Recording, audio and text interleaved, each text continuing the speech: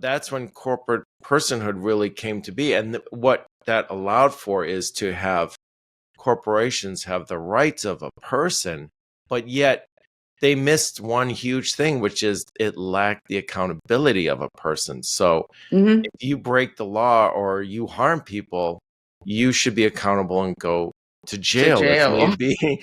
But Yeah. nobody's doing that. And Yeah. so now we've got a bunch of people that are generally inclined to make a lot of money and allowing the the the mode of greed run the show for them. And then we gave them the keys to the kingdom and said, and by the way, you're not accountable for anything. And it's like, oh, what could go wrong? Are you kidding me? Really? Where are the adults in the room? And Where are the then, adults in the room?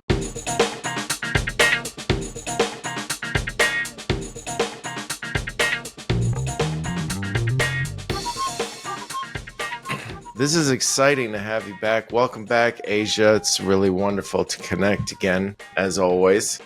sir, thank you for having me. Always a pleasure when we have the opportunity to exchange ideas. Yeah, for sure. And when we first met at the All Black National Convention under the tutelage of Dr. Boyce Watkins, that was quite an event and a beautiful meeting of the mind, so to speak. It happened quite naturally. Yeah. And, we were talking a lot about a lot of different things. I mean, from economics to healthcare and all that. Yeah. What topic do you want to approach? Do you want to broach rather first? We can go wherever you want to go. It's totally fine with me as I sip my Yeah. my Ginger tea. well, no, this is my ginger tea because I Okay. believe in miracles. I know that's Okay. probably backward, Mhm. but this is my coffee with methylene blue, and I've Okay. never had this before. So Okay. this is a Double first. fisted Totally, just double fisted with health. Got my electrolytes in my it. water. I'm ready Yeah. to roll, baby. Yeah. Ready to So roll. let's start with the health. Mm. Because like I said, I was reread my notes from the first time when we talked about it. Mm-hmm. And when people say health is wealth, Oh my God. I feel like, it's one of those cliches that we just kind of breeze by because everybody understands, like intellectually what that means. Mm-hmm. But when you think about what that truly looks like, from an individual side, okay, if I'm not healthy enough to enjoy my wealth, sure, I can see why that doesn't make sense. Mm-hmm. But also from like the producer, big pharmaceutical side, and how much wealth or currency they receive from solving the health problems. And so when you talk about health as wealth and just the industry behind it, and I feel like we don't look at the business, we don't call a spade when it comes to acknowledging how big that business is and what it really means to be selling life-saving products at 1,000% markups. Well, I just want to touch on something you just said.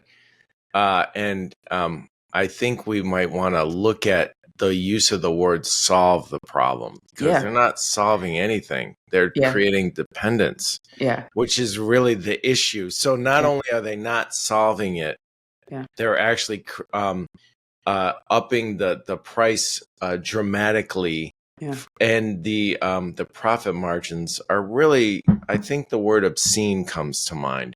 And so we're really there's a whole industry that's it's legalized drug pushing the way 100%. I see it, and I think 100%. You would agree. And so we've got, it's all about the incentive structures. What are the incentive? Because you can look at any organization and look at them in a very fundamental way.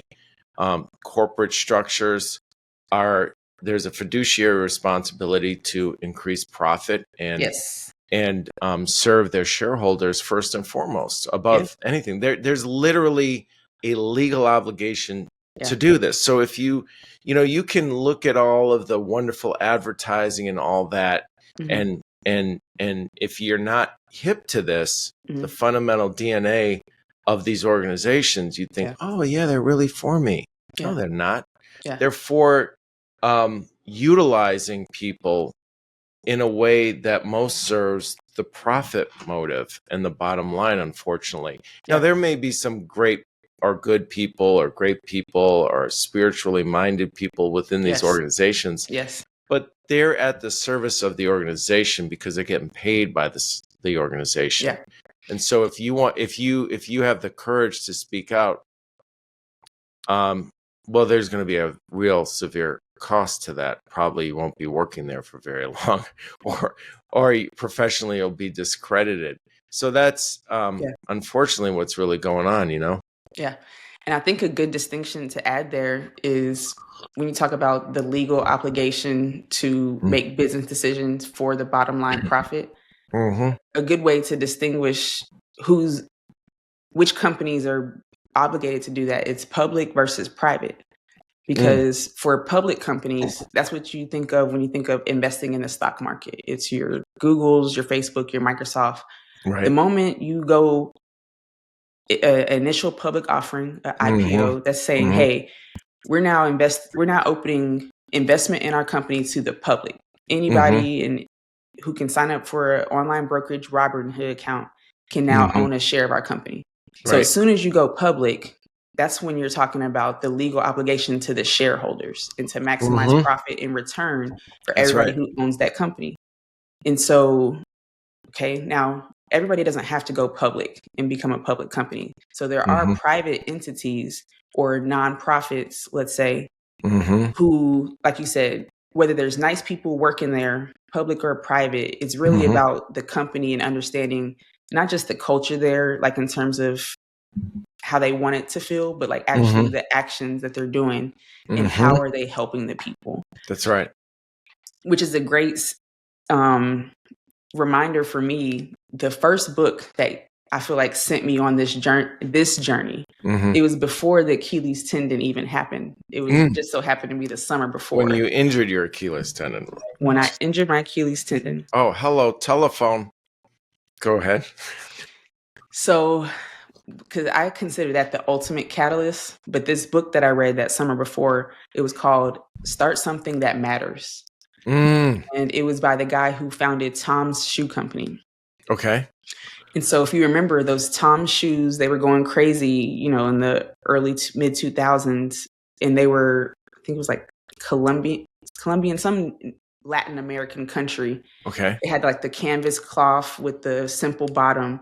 And the reason why he created those shoes and the reason why they got so popular is because he had a mission trip over there and he saw the kids running around, barefoot without shoes. Oh, yes. Okay. Yeah, I'm familiar. Yeah, no. And then he came back to the United States and was like, I'm going to start a company. And from day one, anybody who buys these shoes, giving, homage to the culture, making them designed in that way, you buy one, you give one. So from day one, he had this mission forward, mission, which is why the company became so popular. AT&T reached out, picked up the story. And so the idea of starting something that matters, he was saying, you don't start a company for bottom line profits as your number one driver. No, totally. You start it to do something that matters. And naturally you build that goodwill, that momentum, and people want to support and contribute because not everybody wants to become an entrepreneur and solve problems, but they do want to help out.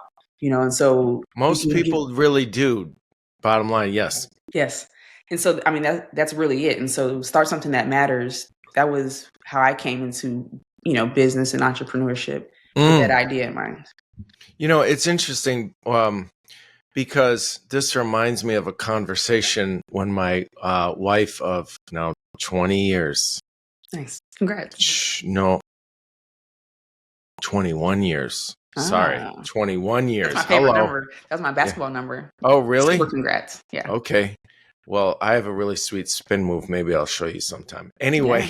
Yeah. Maybe you'll get the chance to show me if I don't take it before. That's right. Nice.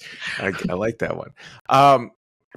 Yeah, well, I'll work on my crossover. So anyway, my Allen Iverson.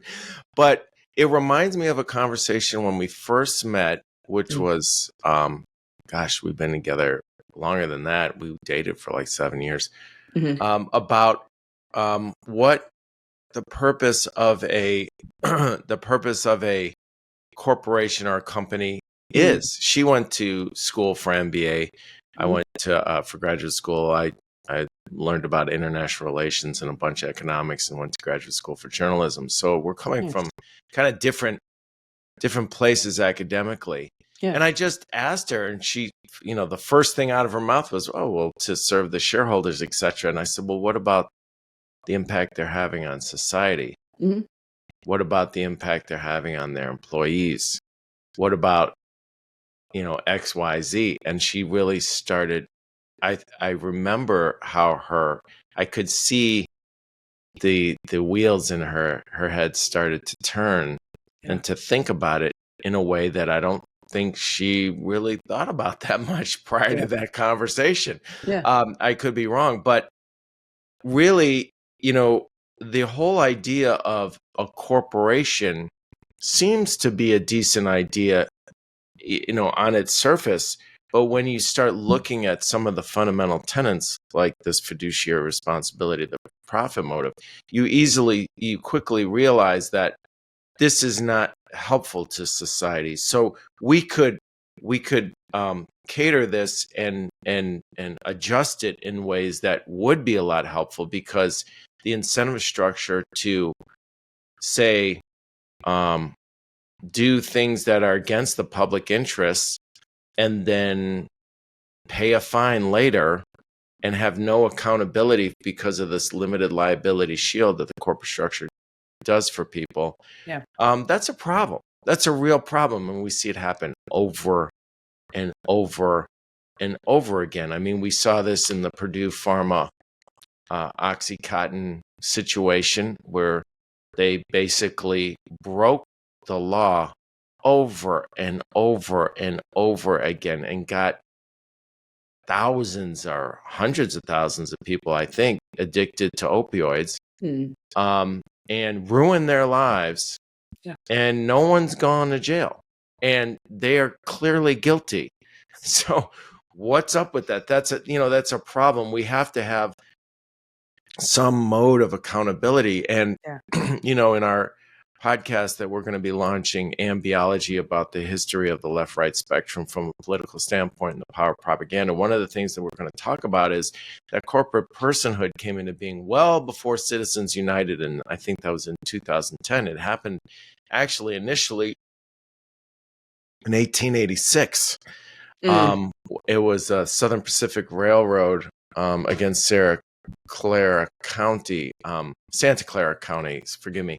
And, that's when corporate personhood really came to be. And what that allowed for is to have corporations have the rights of a person, but yet they missed one huge thing, which is it lacked the accountability of a person. So if you break the law or you harm people, you should be accountable and go to jail if need be.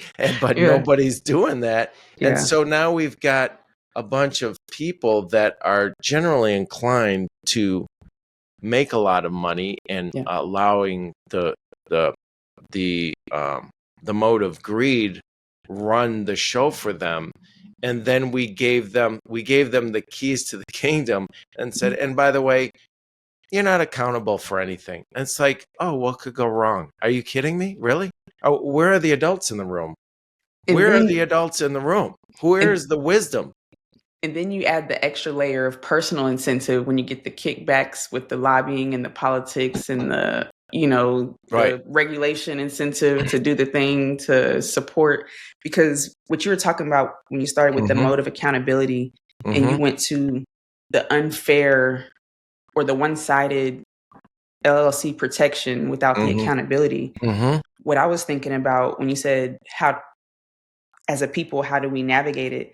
For me, that comes back to the vote with your dollars and the idea that currency is more than just the fiat currency that we spend in here in the United States. It's the US dollar.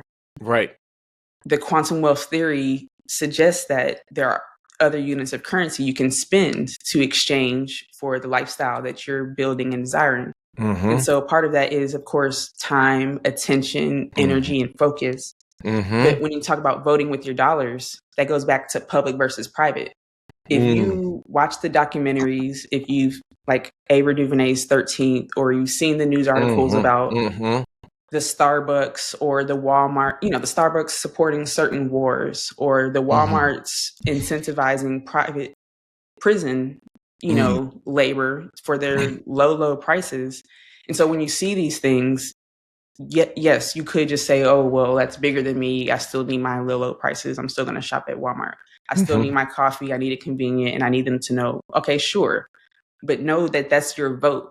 That's also your vote, not just every 4 years, is your vote. And so if you're voting with your dollars and supporting these public corporations that have these interests that don't align with your personal values as a human being, then you're in misalignment. And your currency you spend, again, all the different types, can be wasted if you're too spread out, or if you're investing in things that go against each other. Yeah. Oh, completely. And, first of all, I just wanted to get clear for our audience a couple of things you said and terms you used. Fiat currency, which is dollars that are not backed by any natural, or money, rather, that is not backed by any natural resource. The dollar used to be on the gold standard, but in the 70s, Nixon took us off of that. And so now we just have paper currency that is backed up by the full faith and credit of the American military, basically. And so anybody, if you look through history, anybody who's tried to get off the dollar, any leader has found themselves dead. So that I don't think is any coincidence. So, but now we've got the BRICS situation with Brazil and Russia and India and China and South Africa that are formulating that whole goal of getting off the dollar standard. And when the petrodollars,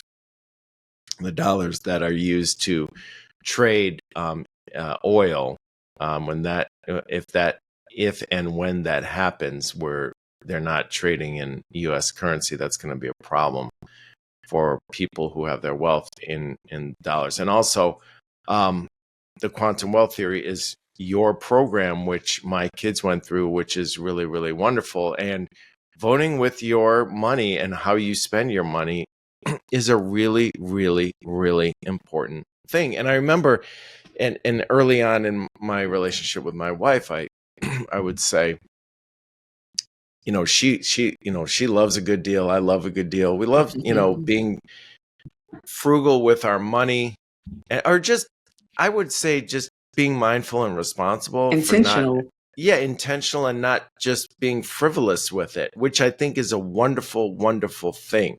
Yeah. However, that should be tempered with being mindful of where you're spending your money. So, the Walton family that owns Walmart and Sam's Club, their ethics are questionable at best. They treat their employees horribly. They pay them low wages. I think they're in a union busting. Yeah, I'm not for that. I love the Costco model. Much, it's like diametrically opposed. Yeah. That's why we do a lot of shopping at Costco, and we avoid Walmart if we can. Yeah. And so, but with, but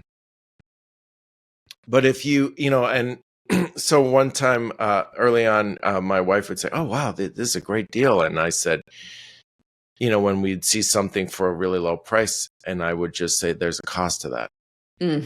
There's a cost to that. So, if you're buying stuff, say, from Walmart that's ridiculously low price, is there some slave labor involved in making that product? There's a decent likelihood of that. Say, even with Apple, like Foxconn in China, that has these factories where the iPhone is made. Yeah. They literally have nets outside the building. So when people jump off the building to want to end their life because they can't stand the monotony and the drudgery and the working conditions, they're like, "Oh, there's a net to catch you. You go right back to." I mean, I'm laughing to keep keeping myself from crying because it's so despicable. Yeah. And yet Apple, comes off as this wonderful. I buy all. I have Apple computers. It's how I make my bread as an editor and a producer and as a media, independent media producer. Yeah, I'm all Apple, and I appreciate the ingenuity and all that. But then it's like, how, did you not make enough profit? Do you have to push down About the wages first so much? trillion dollar, value cap company or Yeah. And so like, it really comes down to, there seems to be, I just was having a conversation with a friend of mine the other day about this, how the people that have become so wealthy, like Zuckerberg and um, the people running Apple and things of this nature, like, is there something? Has there something in Jeff Bezos? What has shifted in that you need more and more? Or Elon Musk, where does that stop, and where does that? It seems like there's a social conditioning that once you get to a certain point, you need more of that dopamine rush to get more power. And that seems to be the only thing that solves it. And I think this comes back to, what you're talking about with quantum wealth. It gets to the psychology of wealth. And if you're not grounded as a human being and you start really accumulating some serious wealth, you'll get drowned in this need for more and more power. Yes. Do you know what I'm saying? Bro, it's crazy because when you said the need for more, I wrote down because the game they're playing is power. They're not playing the money game. Right. It's those beyond types. that. Yeah. Yes. And so just like you said, you mentioned the quantum wealth theory after that. And that's because the main idea of that theory is people don't want money for the sake of having money or green paper or digits on their computer's bank account screen. They want money for the feelings and experiences they can exchange it for. And so if money is the middleman, the tool for exchange, you cut that out and you actually define what it is you want as a individual and unique person. Right. Because again, with the programming, they put this cookie cutter American dream in front of us to say, hey, check these boxes. This equals wealth and success. And, people either get down there or don't, but at some point probably start feeling a disconnect because that truly doesn't align with their heart's desires. Totally. And so if you take the time to figure out your heart's desire, aka your North Star vision, which is 5 years into the future, if you were to wake up and you didn't have to trade your time for money and you can wake up and do exactly what you wanted to do all day long, how would you spend your time? What would you do right now on a weekend if you could just get lost into it and time goes by faster than you know? What would be those activities? Can I say something? Please. I'd be talking to you. I'm so happy to have conversations like this. Exactly. Honestly, yeah. I mean, this is part of that whole North Star manifestation vision. I mean, because if you don't proactively work on what you want, that's what I think we are both in sync on and would align with. You will be programmed to create something that really doesn't really speak to you. Yeah, default. Nice. I like that. Default programming. I am default. Yeah. I'm one big reaction. Yeah. And that's, even if you just think about it from a high level, like, we see those memes like, society, they're all on one conveyor belt going into the one room. And then there's this other one here with one person traveling alone. But if you think about that conveyor belt, it's, elementary school, middle school, high school, college, even if it's not college, it's still that young adult, figure it out, kind of thing. The whole time getting programmed, not just by your parents and what they learned, but your teachers, your peers, the entertainment, the music. And so unless you intentionally break out of that and think differently, which is not the easy thing to do, at least not at first, for sure. No, not at all. Yeah.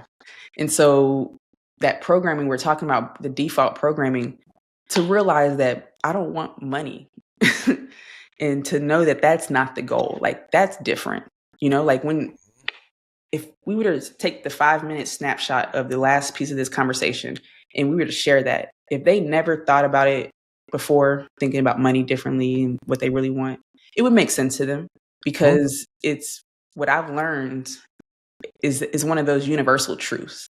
And no matter who it is, what walk of life, what experience they have, when you tell them that they don't want money, they want the experience, they're like, oh yeah, for sure. And so it's not that it's a hard thing to understand. It's just there are very few places where they've had the opportunity to be exposed to those type of ideas. Yes, yes. I mean, when money becomes the end as opposed to a means to the end, that's the problem. I mean, and It that is. goes with anything. People do drugs to escape or to heighten their creativity or whatever it is. I mean, and that's a relative term. What is a drug? What's good? What's bad? Is Yeah. weed bad? Yeah. Maybe, maybe Yeah. not. Sugar, You know, caffeine, yeah, yeah, yeah, alcohol. I alcohol, mean, tobacco. yeah, and the vilification of marijuana, for instance, and then you Yep. realize, and then I've learned a lot about how, CBD oil is really great. There's actually some quantifiable evidence that It's shows hurt. that It's helped my marijuana can grandma's arthritis. 100%. totally, and actually marijuana and the THC can help enhance the neuron activity in your brain. But it's all about moderation and actually looking at it Yes. through not be subject to the programming that we're being told in a Yes. certain way. Like, is meat is meat bad to eat? Well, a lot of meat in this country is Yeah. bad, but not if it's raised properly and it's dealt with properly. Yes. Actually, it can be a source of a lot of really important vitamins and nutrients. And so it's really about, the whole dietary pyramid in this country was compromised by financial interests, and that's really, it's really a shame. But yeah, I mean, it's really about get clear about when things are a means to an end. I mean, I remember really distinctly when I was in my younger days before I got married, I lived in this apartment with a couple of dear friends, and we would have these incredible parties and get-togethers, just wild. And I mean, they'd last like 3, 4 in the morning, start around 9 or 10 at night, and it was wonderful. It was just like a communal thing. And my dear friend, may rest in peace, Tim. He, at some point, like, as the morning we moved into the morning hours, 1, 2 in the morning. He's like, "Oh man, we ran out of alcohol." And I said, "Oh, okay. I mean, do we need more? I mean, everybody's lit up like a Christmas tree. It doesn't really matter. We're all like having fun." Yeah. And I just said, "Tim, this is just a means to an end. We're already at the end. We're already communing." Nice. And so, and he just kind of like got it in the moment. It was really interesting because he started feeling anxious because it was kind of like a default reaction, like we need, because he kind of drank quite a bit, and I never really was a big drinker.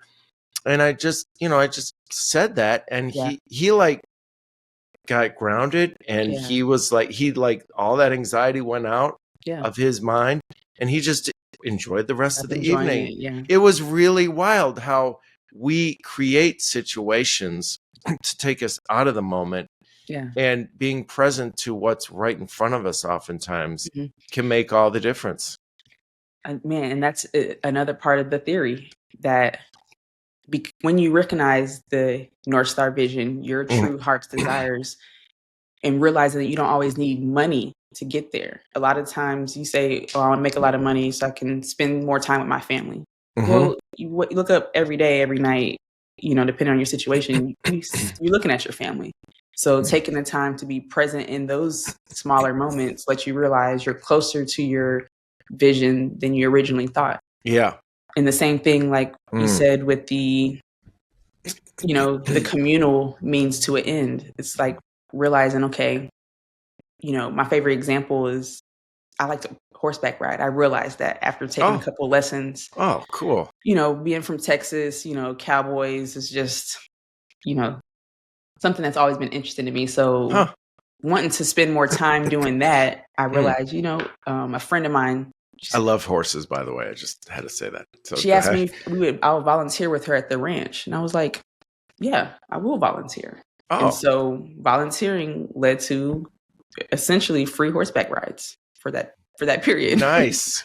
And so, for me, originally planning, okay, an hour for a session is, 85, do that a couple times a month. I'm calculating it, but it's when you think creatively, you have your end goal in mind, then you start recognizing, and specifically the brain starts to search out more non-traditional ways to get to the point that you've programmed it to say is important to you. Totally. I love that. How once you actually get clear on a vision that you want and be clear about it, write it down in your goals, your brain automatically starts finding solutions in your subconscious. It's amazing how that happens. I mean, so many things lined up when my wife and I bought our current home. There's so many variables that seemed so independent of one another. But I think that we were so driven, and there was a will to create a home that would be beneficial and enriching for our children. And we were driven by that in a very fundamental and substantial way. And so it allowed us to keep dealing with whatever variables or circumstances that presented themselves to us. We just kept on creating possibility and possibility and possibility. And what's really great about my wife and I think I've mentioned Landmark to you. Landmark, what's now called Landmark Worldwide, but it used to be called Landmark Education. And they train people in creating possibility from possibility itself, not based on your circumstances or what you think is possible or not. It's just like, what do you want?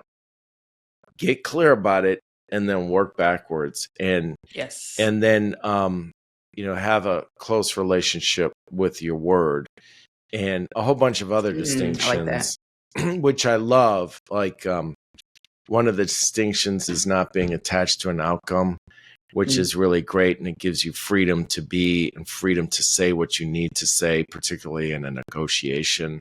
And our house, the negotiation was like a circus. It was like a 3.5 month negotiation, which is not normal for a house to have a negotiate. But the couple was getting divorced, and there was all this mayhem and nonsense.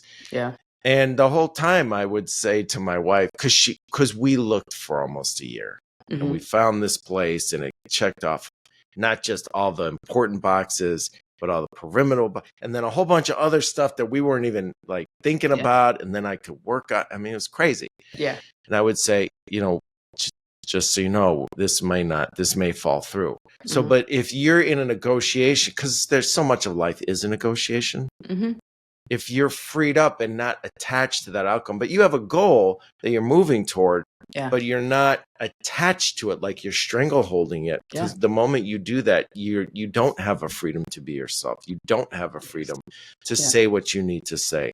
But when you are freed up, then you get clear about what you need to say, and you can do it in a much freer way, and not needing the approval of people. You're not needing any external validation, and that's really, really freeing. And so, and there's a real power in being comfortable with the uncomfortableness, which you learn in this process. And so we did get the house. I've used this distinction in every negotiation I've ever had. And I'm just real with folks, and it allows for them to be real with me, which I want. This isn't like I'm not trying to get over on people. It's a win-win situation. But I'm going to say what I need to say. I'd like you to say what you need to say, and hopefully we can come to terms. And if we can't, that's cool. So be it. I wish you well.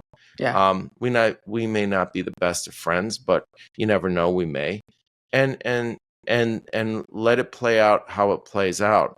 But there's a real power in that, and the more you do that, the more your life starts going in a direction that actually that really lights you up. Yes, man. What all of that reminded me of, talking about the negotiation in life, is really in my real estate days. If you remember, I spent 4 years as a full-time real estate investor. And so me and a business partner, she was the agent and she handled the front end as far as acquiring the properties. Oh, And then wow. I would do the underwriting and the lender and investor relations. Oh, wow. Okay. And so when you're talking about negotiation and being attached to an outcome, Keep going. for me, it just reminded me of capital raising. And when you talk about the Ah. psychology of money, and anytime you go into a, let's say, conversation to raise capital, desperate, like, oh man, we got to get this, investor LP money. We got to, if you go in there desperate, the energy translates. I don't care how good you are at controlling your, facial expressions or your words. They're going to feel it. And it's the psychology of human beings. Totally. Versus when you go in there confident, like, I don't really need your money, but hey, I have this deal, see if it fits your investment portfolio. Oh, yeah. And then when you said the win-win, it further tied in the real estate, because for me, that was the biggest lesson I took away from that time, was realizing that any deal can be a win-win, number one. And number 1B is that there's always a creative solution for any deal in any market for any property. You just have to know what the seller wants, know what you as the buyer wants, find that win-win, middle ground, and structure the deal, because anything goes in real estate as long as two people agree on it. Well, it really comes down to what you're saying to me is it's really about powerful listening, which is something that that Landmark, again, is really great at teaching people how to powerfully listen from a standpoint of, they say, come from a place that you've never listened to anybody in your life. So, that's really a powerful place to learn. Like, you really don't know. Like, I know how to play guitar decently now because I've been playing. But every time I take a class, I come from a place that I don't know a damn thing. And it really opens my mind up to learning in the most powerful and substantive ways. So, oftentimes people are talking at each other in a negotiation and trying to strategize and trying to get their thing and trying to get over, as opposed to just be present with the other person and see what they want. Yeah. See where they're coming from for real, and then make sure that they feel heard. And then they can actually hear what you're saying, because people can't hear you unless they feel heard, and so on and so forth. And so when you come from that place and you set the tone in that way, then all of a sudden, all these possibilities start becoming possible, and as opposed to not possible, because there's no real communication based on real listening. But when powerful listening is present, oh my God, possibilities open up on a regular basis, you know what I mean? 100% agreed. Yeah. So that's really a wonderful thing to learn about Landmark. And also another thing that I learned that's relevant to this conversation in terms of listening is declaring something as perfect. And so if a negotiation or whatever the situation isn't going well, which I used and reminded my wife of when we were looking at this house, because we both loved this house, and we could not, we were getting very discouraged before we saw this. And so declaring something as perfect is, no matter how bad or good the situation is, no matter what, the power is in the declaration. So the moment you declare a situation as perfect, just as it should be and just as it shouldn't be, because it's so easy to say, oh man, this is messed up, this isn't going well. And that's a totally rational instinct. There's nothing wrong with that, but it doesn't provide a lot of power. The moment you declare something as perfect for real, and you're like, that gives you the power to be in it and actually be in the situation and present to the situation. And when you're present, then all of a sudden you have the power to transform that situation. But if you make it such that it's bad and wrong, you're resisting and you have no power. And so that's really something to that I've utilized over and over and over again in the midst of production. I'm producing a project. Gosh, so many times I could have been like, God, example. Yeah, it's not that I don't get upset at stuff. Yeah. I just don't let it run the show. That's the difference. You know what I mean? Yeah. Man, that and landmark keeps coming up for me. So I know at some point I'm going to have to dive into it. But what you just described sounds like the tale as old as time as far as detachment from the outcome. And Totally.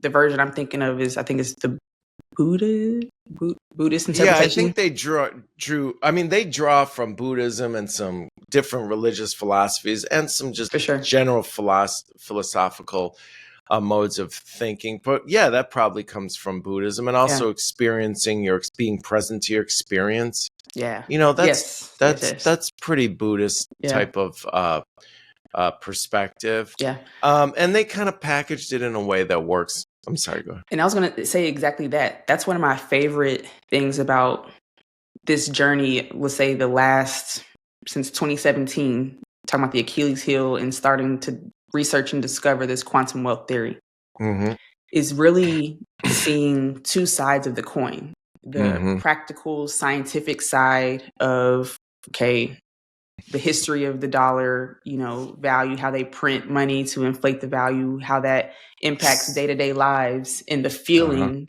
that we can't always put a finger on. But also the flip side of what we're talking about, which is the intangible, spiritual side of declaring what you want and your brain magically finding solutions that were always there, but just weren't, being filtered through to your conscious awareness, And so it's really, my favorite part about it is merging the different ways to look at this same thing that we're saying about what is the true value, love, peace, joy, and freedom, those feelings. That's what the theory is saying. And so if that's the true thing that we value, there are many ways to get those feelings. And it looks different for everybody else at the same time. Right. And so it's really, it feels like an adventure, to just go out and explore all the different ways to look at the same thing, which is the feeling of value and success and wealth and what that really means. Yeah. Oh, totally. And, it's interesting. Our mutual friend, Dr. Boyce Watkins, talks about the assets in your life that have nothing to do with money. Yes. Like your relationships, your family. Yes. And you realize you do have some wealth. It's just a matter of how you define it and how you look at it. And, declare it. Yeah. And totally. Yeah. And coming from a place of gratitude. I mean, this is, it's funny, interesting how he regularly will say that he is not a capitalist because he understands that capitalism unregulated is very harsh and brutal, and that's not really what he's about. But yet he's not a Marxist or anything like that. He's just finding ways to live an empowered and enriching life and being run by what's most important to him. He strikes me as a very grounded person, and there's a lot of people in the in different industries that are that have a lot of influence and power at their disposal that are not grounded. And gets me back to the initial part of this conversation. We're talking about the very, very wealthy tech billionaires like Zuckerberg and Bezos. It's like, how much do you need? Yeah. How much money and power do you need? You don't need anymore. There's no way you can spend all this, and your heirs are totally taken care of. Yeah. So, are you doing some philanthropic work? Maybe, but then we get back to that. But then exactly. It becomes very performative, and unfortunately, it's part of a paradigm where there's the philanthropic arm of some of these very wealthy people or companies is not about, oftentimes, not all the time, but often, these philanthropic endeavors are really just another way to maintain power and actually expand power, because it's really good for public relations to have a philanthropic organization or what have you. But oftentimes those allow for creating and dictating social agendas. Bill Gates is somebody that a lot of people look to as somebody who's doing this in a lot of different ways with his influence over the WHO, etc., and a whole bunch of other things along those lines. And that seems to be a very concerning amount of power. Yeah. Man, that goes back to what we were saying with the public versus private distinction. And if we know for the public corporations, their idea is to maximize profits, the bottom line. If we talk about the tech gajillionaires and a part of the telltale strategy, that we all have access to, which is business and tax strategy. Because in America, taxes are the number one expense that, we pay, whether you realize it or not. Yeah. So learning how to minimize those taxes is part of the name, a big part of the name of the game. Oh, for sure. While the corporations learn to maximize those tax strategies, a big part of that is the nonprofit arm to the corporation. The same reason why, Trump could bury his ex-wife on the golf course, call it a cemetery, and now it's, a nonprofit situation. And so when you talk about the philanthropic arm being performative or still adding to the power, that's because it's still a part of their profit strategy ultimately, unless it's not, oftentimes. Yeah. And, if there's some sincere goodwill there, great. That's wonderful. Great. But unfortunately, a lot of it, oftentimes it's really not. And it's just a performative type of endeavor, which is really a commentary on how people are socialized in this country and what does success actually mean and what does that look like? I mean, if you don't get down to what's really motivating you, you have no idea what's going on. You're kind of like a missile that can fire in a variety of different ways as opposed to a calculated strike that can be more specific and not cause a whole lot of collateral damage. That's kind of a strange analogy, I realize, but yet you don't want to do that. You really don't. You want to be clear about what you're doing, and if you're not, you can do a whole lot of stuff that's not really in line with what's truly important to you because you're being run by something that you don't even realize you're being run by the feeling of the conditioned, pre-programmed perspective of what is success is, wasting all that valuable currency and energy. Like if you're buying your self-esteem by purchasing a handbag that's really expensive and you can't really afford it, but yet it's important to you because that's a means of validation when you walk around in society and people look at you with this certain thing or this certain brand name on your purse or what have you. Well, that's kind of a problem because you're not really taking care of the most important things, such as your health and maybe providing a good education for your kids or whatever the case may be. Are you taking care of the most important things?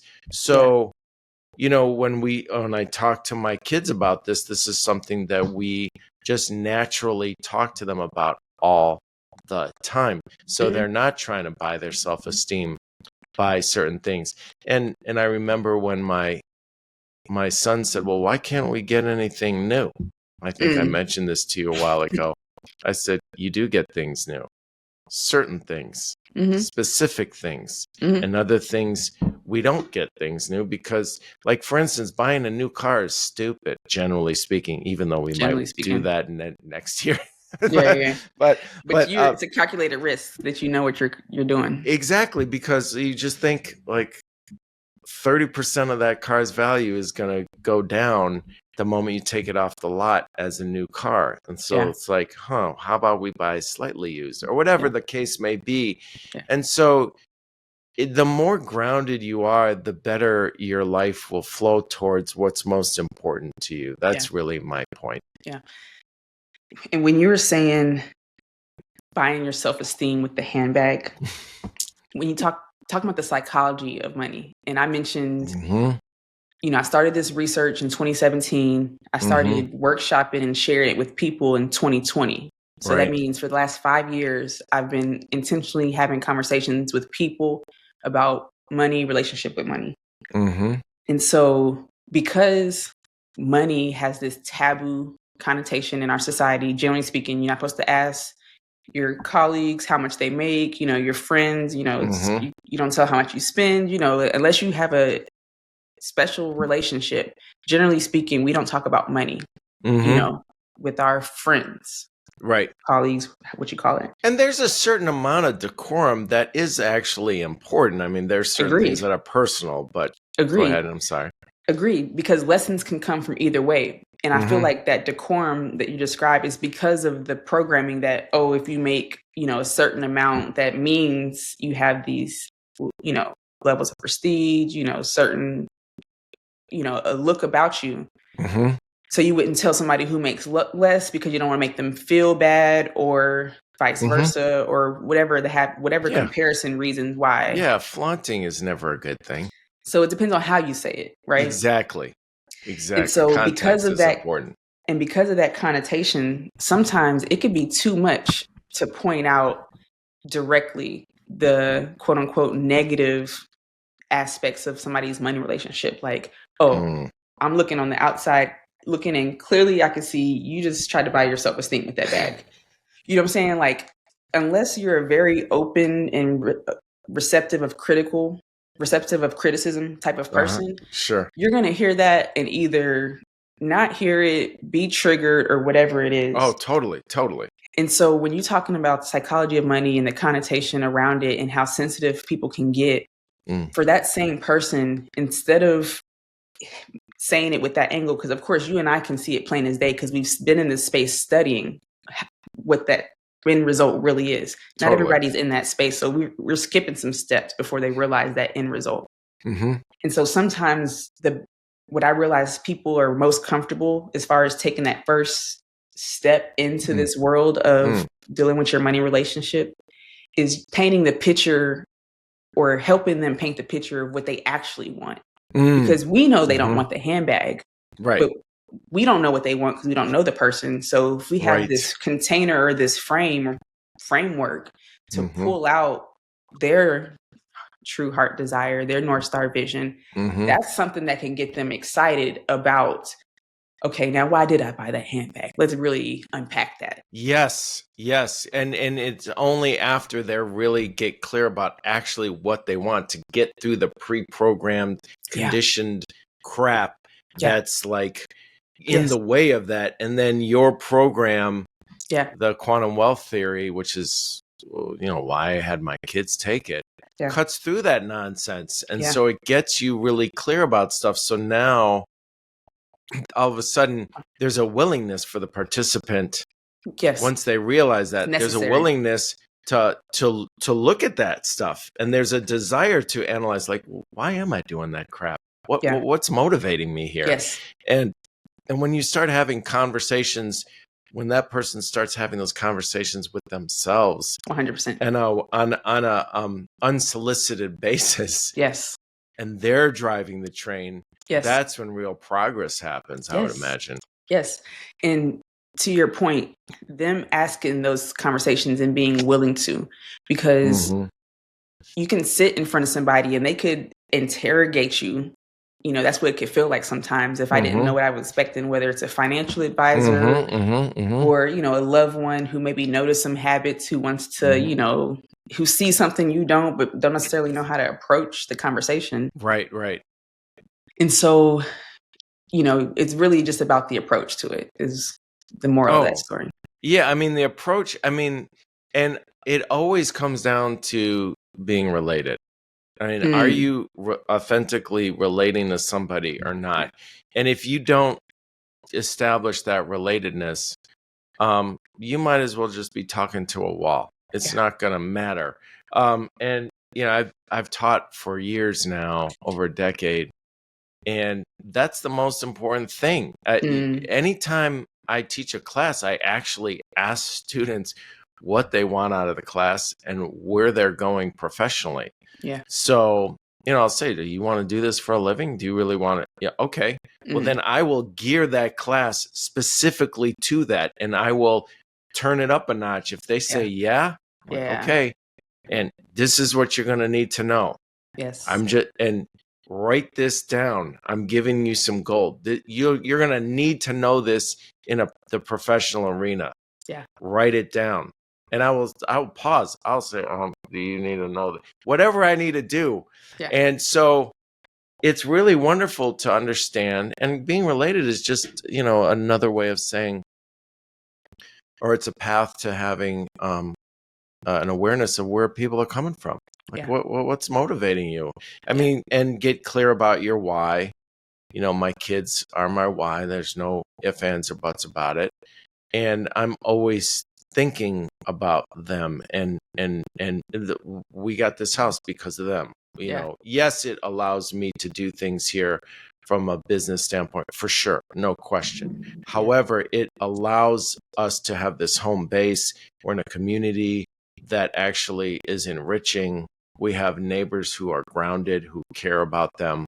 And it really does take a village to raise kids. And that's a really beneficial thing, because when we lived in the city in Chicago, near Humboldt Park, we didn't know our neighbors. It was a very transient community, and it wasn't particularly safe, but yet they did learn a really valuable cultural experience. Like when my son played baseball, the last day of of his baseball season prior to us moving, I leaned over to my wife and I said, he's the only non-Latino kid on the team. And I didn't even notice it before. Yeah. And I thought, man, that's cool.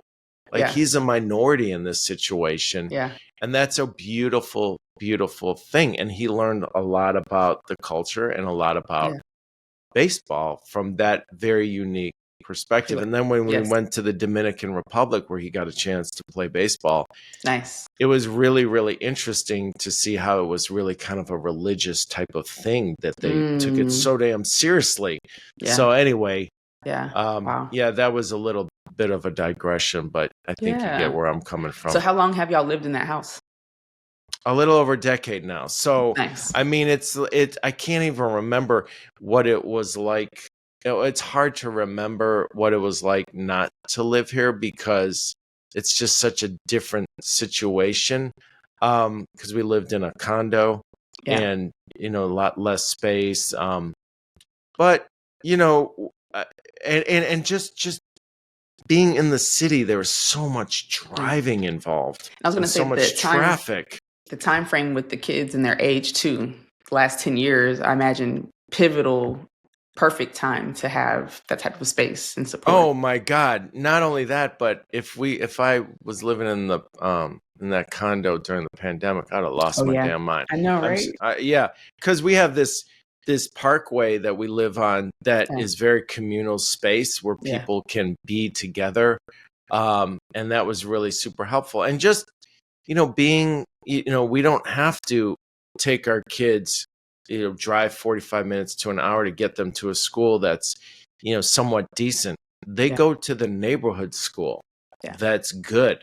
Yeah. I mean, yes, the traditional mode of education is, yes, I have issues with that for sure. And I much prefer Montessori, and that's a whole nother conversation. Right. However, for sure. Like what Finland's doing, they don't give the homework to kids until they're like in high school. This pouring on of the work to think like, oh, we're really making our kids tough and making them work hard is a bunch of nonsense and ill-advised crap. But anyway, but they do go to a school where they are actually learning. And I'm honest with them. I tell them, my kids, don't let the school system stomp out your intellectual curiosity. And I talk to them on a regular basis about that. And I don't think they have. But generally speaking, for that mode of education, very good. The resources are good. They've made a lot of really wonderful friends. And it's a community. I mean, that's what it really comes down to. It's a real community experience. And that's really important to me and my wife, because we grew up in communities that were strong. And that's really important, to have a sense of of relationships where you feel like you have some roots, Yes. over time. And that I see how that played out in my life and how that played out in my wife's life. And that's really, really important for kids to come up and not feel so just kind of like blowing in the wind. You got to have some groundedness. And that's just one of the parts of it. Oh, man. So glad to be here. And I feel like this would be a great point to wrap up on, because if you notice, quantum wealth is behind my name. Man, I'm so excited because I've been working with the developers to get the website. So essentially, I'm rebranding my whole company because quantum wealth theory right now is the curriculum. That's the flagship product. That is the workbook and the workshop series that I host that walks people through this mental reprogramming around their relationship with money. Great. So that's kind of been the flagship, what I've focused on and what resonates with people, especially the title, Quantum Wealth Theory. By the way, I just wanted to emphasize reprogramming people's relationship with money. Let that just sit for a second for those of you who are in the audience. That's a powerful, powerful thing. Anyway, please. Yes. And part of the power that comes from it is that community aspect that you were just talking about. Because if you noticed, I talk about workshops. I'm not talking about individual coaching or self-paced, online programs. Because when you talk about reprogramming mindset, years, decades, generations of ideas and beliefs around money, that is not a small feat. And so as human beings, we work best. You talk about Montessori schools and why they're so effective is because people work best when they learn from stories, when they learn in group settings, when they balance fun with play and, doing things physically to open the brain to learn.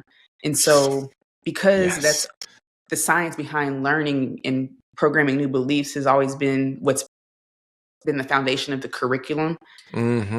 So the community piece, the reason why when we have the workshops, I engage in this private community, not a Facebook group where there's all kind of distractions. There is a single place where we engage, we post our responses, we share our North Star visions, we earn points for the engagement, and ultimately gamifying this community experience of reprogramming.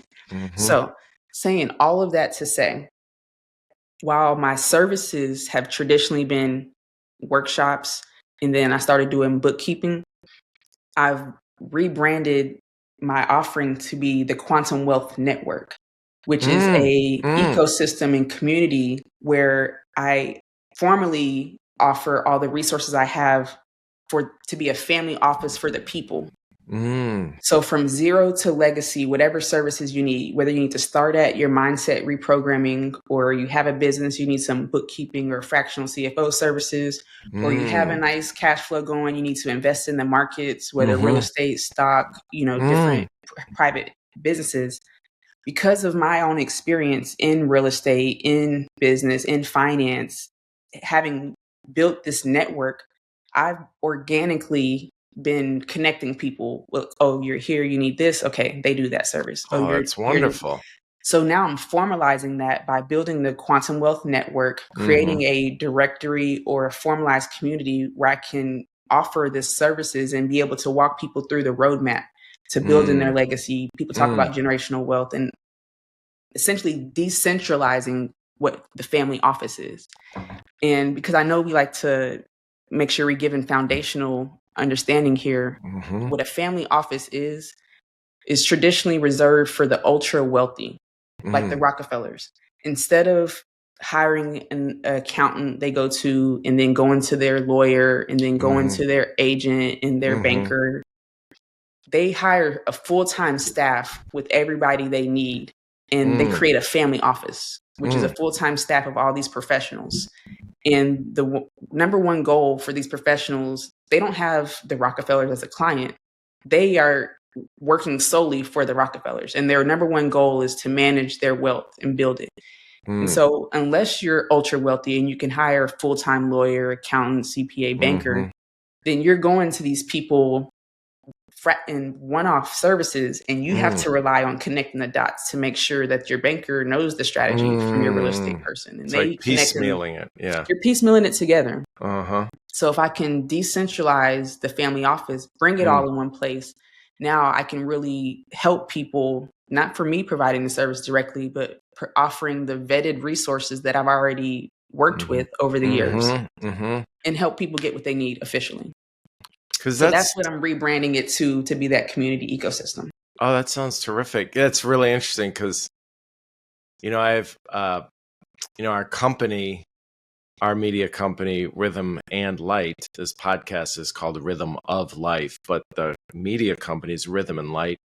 And we do a variety of different things. And when I do a shoot, I hire people that I know specifically, that I've worked with, that I've vetted, as you said, that I can rely on. I don't just work with any old Joe Schmo or whatever. I know if I hire this person who, say, a dear friend of mine, Aaron Traeger or Josh Romero come to mind. Excellent producers, excellent editors. They were students of mine. So I know who they are. And I hired both of them right out of the gate after they did internships with me. And they've both gone on to accomplished professional careers. So I know who I'm dealing with. And that's a really huge thing when it comes to such a sensitive subject, such as your money and your wealth, and building that up in the proper way, because trust is huge. And so you have to surround yourself with people who actually get that, get the importance of that, and are aligned with you in that goal, which is very, very important. So that's why, you and I connected. I think we share a lot of that, and essentially what's most important. Managing money is really important. Understanding why you do things is really important. But ultimately, you've got to really be clear on why are you doing this? Why are you structuring things? And what do you actually want to create? This is just a means to an end. And what your program does so effectively, it starts to strip all that crap away. I mean, the one analogy I'll leave you with this is when my son turned 12 and he's a baseball player. I brought him to a hitting coach and he broke his swing down. It was a decent swing already, but he broke it all the way down. And my son got very uncomfortable, and we told him this will be uncomfortable for a day or two. Don't. And he was pretty upset about it. But he dealt with it. And then this coach built his mechanics back up, and he just fine tuned them. And now he's 18. And in his senior year of high school baseball, he was the leadoff hitter on a very good high school team. So if you don't have your mechanics, baseball is so damn hard, it's so hard to hit that ball. But if you don't have your mechanics sound and pure, you have no chance. If your mechanics are solid and strong, then you got a shot. Then you got to work on your mindset and all that. But if your mechanics are not sound and grounded, and you can rely on it being the similar thing on every swing, if they're not all over the place, then you got a chance to hit the ball. And he had one of the top batting averages on the team. He was incredible.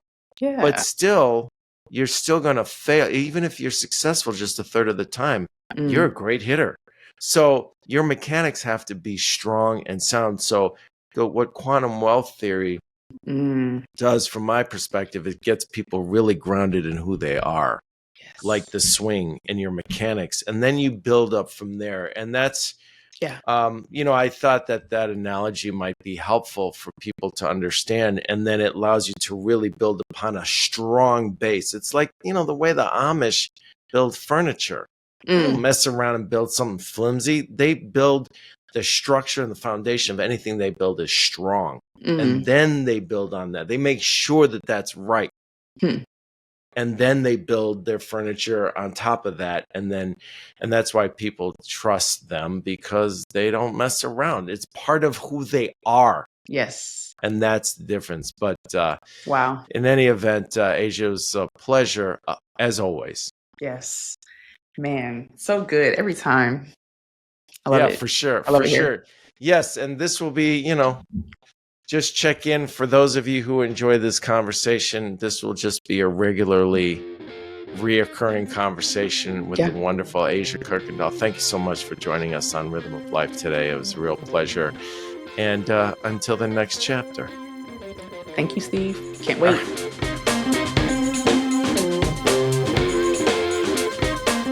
Thank you for tuning into the show. If you enjoy this podcast, make sure to subscribe to hear more compelling episodes on Rhythm of Life, and keep an eye out for our upcoming series of how we as a society often incentivize all the wrong behavior here in the United States. We see this in the healthcare industry, the media, and in our educational systems, to name a few of the fields we will be covering. We will also be launching another podcast very soon called Ambiology, that takes a look at the left-right political spectrum from a historical perspective. It will be a deep dive into this paradigm that is conventionally thought of as static, but has shifted significantly over time. Ambiology will also examine the significant role public relations, also known as propaganda, has played in shaping perspectives on critical issues in the country. If you have a moment, please leave a rating and review so more people can hear about us, and share about Rhythm of Life on social media, and like us on Facebook. Thanks for listening. I'm Steve Ordower. This has been a Rhythm and Light production.